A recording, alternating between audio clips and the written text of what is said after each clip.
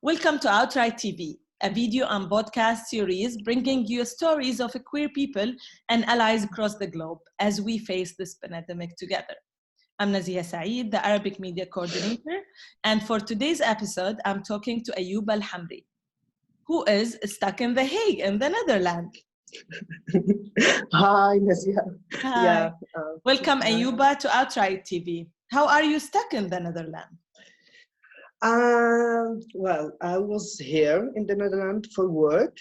The day before my flight, Morocco, which is my country, closed its border internationally. So there was no way to get back to my home. And all the flights has been cancelled. So yeah, this is how I'm stuck, and I have now to spend all the quarantine time in the Netherlands, far from home, from friends. But yeah. And you are, how long you have been there? For now, 10 days. Okay. Do you have a date? Morocco has announced that the lockdown, because there is a lockdown in Morocco, the government announced that the final of the lockdown will be from 1 month now, but we can't know if the situation. And also, I'm here in the Netherlands, and they still did not. They are not in lockdown, but I can't know if. I mean, it's related. If I can, yeah, understand. Okay, I'm describing you as a trans woman. How do you describe yourself? My name is Ayuba, and I'm a trans woman, non-binary, and yeah, this is how I describe myself. Okay, what does life look like where you are in light of COVID-19 virus? It's very weird, actually, because this is the first time we are facing this. We only see this pandemics on movies or series, and we are surprised, even if movies, but it feels weird, actually, because it's affected our life and our personal relationship, our social interactions. So yeah, it's weird, actually, and this is something very new for us, I guess, all of us. It is. Yeah. So how have you been impacted? What has impacted you the most? What have you found? Like, what is hard for you to cope or adjust to? I guess as LGBTQI plus community everywhere, we are very subject to violence and discrimination, social violence and discrimination.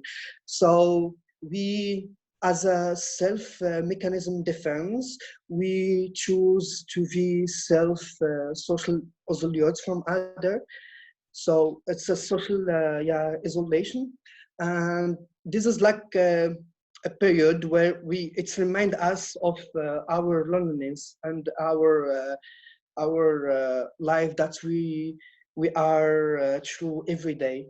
So it's impacts actually our mental health as LGBTQI plus community everywhere, because it's remind us of our loneliness, and we are far from, as myself, some people like me are far from their home and their families, and it's just I guess it impacts our mental health at first.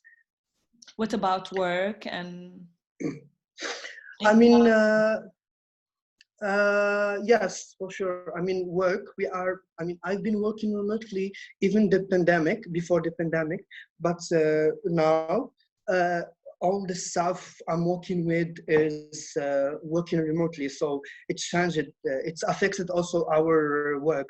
So everything it's affected by the pandemic. Yeah. So in this time of social isolation, there is many ways that people started to engage, to get over all of this, like creative ways, like new ways of communication, favorite activities, and just being in isolation? How does it look like? What did you started to do, for example? I can say that I'm one of those person who hates video chatting, and I hate when someone calling me in a video or just calling me. I love texting, but in this period, it's appeared to opposite.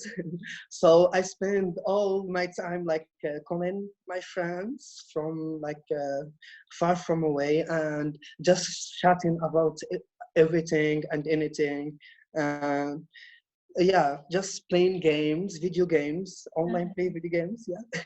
So yeah, I guess this pandemic has learned me that I can I can be a video chatter lover.